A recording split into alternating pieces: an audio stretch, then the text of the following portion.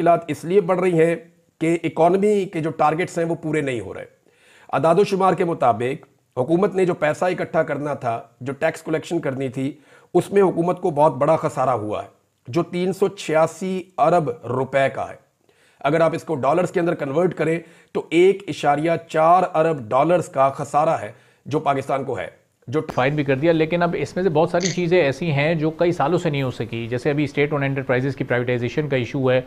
कोई 7-7.5 साल पहले एक मिनिस्ट्री अलग हुई, लेकिन आज तक कोई एक कामयाब प्राइवेटाइजेशन नहीं हो सकी। कौमी असम्बली की कायम कमेटी बराए IT का इजलास सैयद अमीन हक की ज़ेर सदारत हुआ। इजलास में अपोजिशन लीडर उमर अयूब ने मुतालबा किया कि इंटरनेट की बंदिश और सुस्त रवि के मामले पर सब कमेटी बनाई जाए। बानी PTI के केसेस की भारी फीस कैसे अदा की जाती है, शेर अफजल मरवत ने अहम इंकशाफ कर दिया।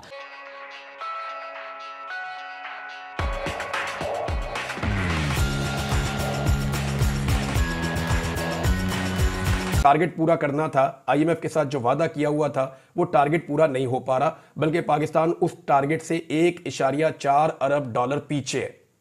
तो अब IMF के साथ दोबारा बैठना पड़ेगा आने वाले कुछ अरसे के अंदर, और IMF की सपोर्ट हासिल करने के लिए पीछे जो बाइडन इंतजामिया की पहले जैसी सपोर्ट मौजूद नहीं होगी। यहाँ पे शहबाज राणा साहब ने भी एक खबर दी है, ये भी बड़ी अहम खबर है। शहबाज राणा साहब की खबर के मुताबिक माशी बेहतरी के लिए हुकूमत ने जो दावे किए थे वो दावे पूरे नहीं हो सके। रवां माली साल की पहली छमाही में सिर्फ 0.92% की शरह से तरक्की हो सकी है, यानी ये सिर्फ तरक्की जो है वो बहुत कम शरह से हुई है। जो हुकूमत का टारगेट था वहाँ तरक्की के हवाले से भी पूरा नहीं हुआ, जबकि सनती शोबे में तरक्की मनफी रिकॉर्ड की गई है। तो हुकूमत मुआशी मैदान के अंदर लगातार नाकाम होती चली जा रही है। अदनान आदिल साहब के 3 ट्वीट्स हैं, मैं आपके सामने रखना चाहता हूँ। सीनियर जर्नलिस्ट हैं और उन्होंने जो तहकीकात की हैं वो मैं आपके साथ शेयर कर देता हूँ। अदनान आदिल साहब तीनों ट्वीट्स के अंदर कुछ ऐसी चीज़ें बता रहे हैं जो तवज्जो तलब है। एक, उन्होंने कहा कि नेपरा की अपनी रिपोर्ट के मुताबिक बिजली की पैदावार की असल कीमत 7 रुपये 62 पैसे फी यूनिट है। डिस्ट्रीब्यूशन कंपनीज मार्जिन 3 रुपये 10 पैसे है फी यूनिट, और ट्रांसमिशन चार्जेस 1 रुपये 37 पैसे फी यूनिट है। यानी बाकी सब टैक्सेस ताकि, और जो बाकी पैसे लिए जा रहे हैं ना, यानी ये टोटल पैसे सारे अगर आप इकट्ठे कर लें तो ये 12 रुपये से कम बनते हैं फी यूनिट लागत। लेकिन जो बाकी पैसे लिए जा रहे हैं, पाकिस्तान में लोगों को 60 रुपये का यूनिट भी पड़ रहा है, 50 रुपये का यूनिट भी पड़ रहा है। तो ये जो बाकी इजाफी पैसा है ये सारा का सारा हुकूमत की जेब में डाल रहा है। एक और ट्वीट में उन्होंने बताया कि नेपरा की सालाना रिपोर्ट के मुताबिक साल 2023 और 2024 में बिजली सारिफीन ने 33.88% बिजली इस्तेमाल की है, यानी सिर्फ 33% तकरीबन बिजली इस्तेमाल की है। बाकी जो 66 या 67% बिजली है वो इस्तेमाल नहीं हुई, लेकिन उसका बिल जो है वो सारिफीन ने अदा किया है। यानी आपने 1 यूनिट इस्तेमाल किया और आपने 3 यूनिट के पैसे दिए। ये पाकिस्तान के साथ किया गया, और ये सारा नतीजा है 2013 में जो नवाज शरीफ और शहबाज शरीफ ने एक घिनौना खेल शुरू किया था इस किस्म के पावर प्लांट लगाने का, जिनमें बहुत बड़े बड़े मुबैना तौर पे कमीशन थे, वो हमारे गले पड़ गए आकर, क्योंकि इन्होंने अपने फायदे के लिए उस वक्त बहुत सारे पावर प्लांट लगा दिए थे। बहुत सारे ऐसे लोगों को फायदा तो मिल गया था जिन्होंने अपने पावर प्लांट लगाए और उससे बेशुमार पैसा बनाया, लेकिन पाकिस्तान को उसका नुकसान हुआ। पाकिस्तानी 1 यूनिट खर्च करते हैं और 3 यूनिट्स के पैसे देते हैं। ये यहां पे अदनान आदिल साहब ने रिपोर्ट किया।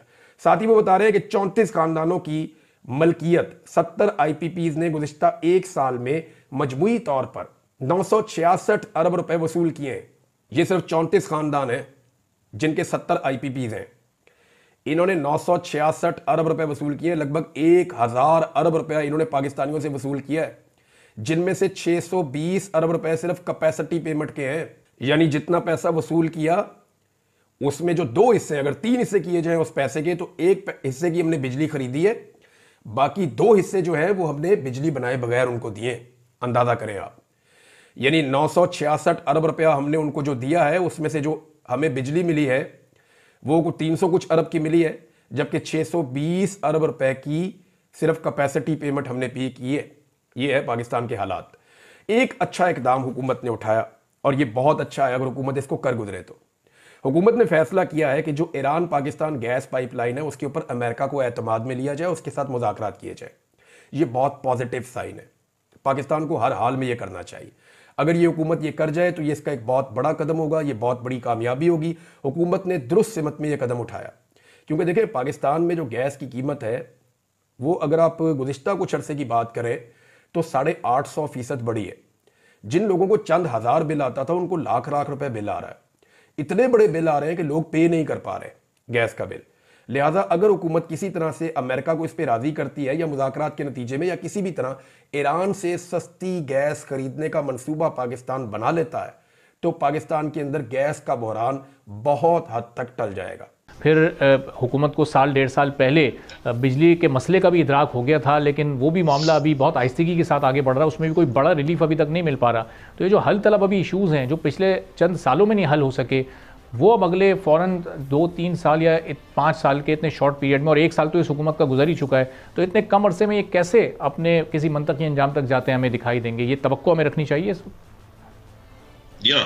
मैं ये बताऊं आपको कि ये जो रिफॉर्म्स का काम है ये आज से नहीं 1.5 साल पहले से शुरू हो गया था, जब ये तहरीक अदम एतमाद के नतीजे में फिर ये गवर्नमेंट आई थी PDM की, और उसके बाद फिर जो दूसरी हमारी केयर टेकर गवर्नमेंट आई थी, और उसके बाद फिर फरवरी के इलेक्शन के बाद ये गवर्नमेंट आई है।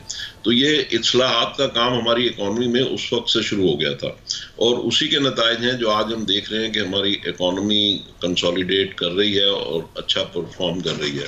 और अब ये जो 2 सोरिंग इश्यूज हैं हमारे स्टेट ओन एंटरप्राइजेज वाला, ये मसला अभी तक हल नहीं हुआ, इसलिए कि ये इतना कठिन मसला है और उसमें सियासी मामलात या मसाइल इतने ज़्यादा हैं कि इसको हल करना वाकई एक डिफ़िकल्ट काम है कि इन सारे इदारों को प्राइवेटाइज किया जाए, और ताकि इनके लॉसेस भी ख़त्म हो और आवाम को अच्छी सहूलत भी मिले।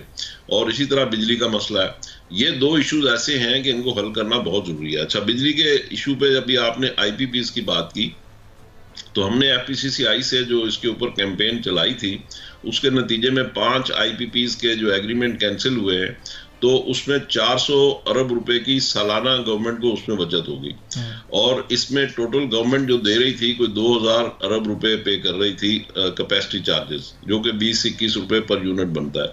और इस साल जो हमारा इस वक्त करंट ईयर है, इसमें ये कैपेसिटी चार्जेस होने थे 2800 अरब रुपए।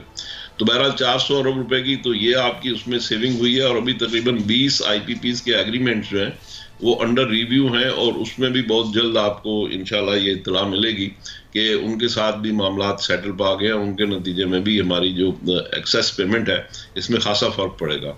तो और फिर ये कि जब इंडस्ट्रियलाइजेशन पे हम जाएंगे और हमारी इंडस्ट्री ज़्यादा वर्क करेगी, जैसे अब आप देखें ना कॉस्ट ऑफ डूइंग बिजनेस में अगर हमारे बिजली की कीमत कम हो जाती है और मार्कअप की कीमत कम होती है, तो इसका दूसरे लफ्जों में मतलब ये है कि हमारी इकॉनमी स्टार्ट लेगी और इंडस्ट्री लगेगी, और उसके नतीजे में फिर बिजली की कंजप्शन बढ़ेगी।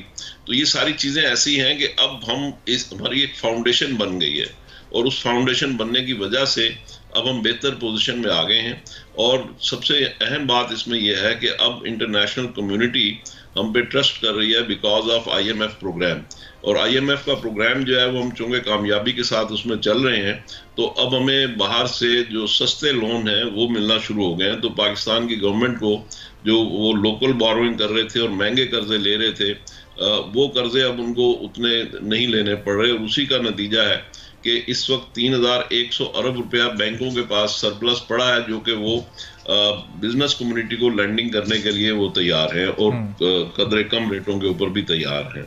तो ये सारी चीज़ें जो हैं ये जाहिर करती हैं कि हमने इस्लाहात की हैं, इस्लाहात के ऊपर अमल भी किया है, और मज़ीद इस्लाहात करने की हमारी अब कैपेसिटी बनती चली जा रही है। और कस्टम में अगर हम देखते हैं तो कस्टम में यानी FBR में अगर हम देखें तो FBR का जो महकमा है कस्टम, उसमें उन्होंने जो फेसलेस अभी असेसमेंट का प्रोग्राम शुरू किया है।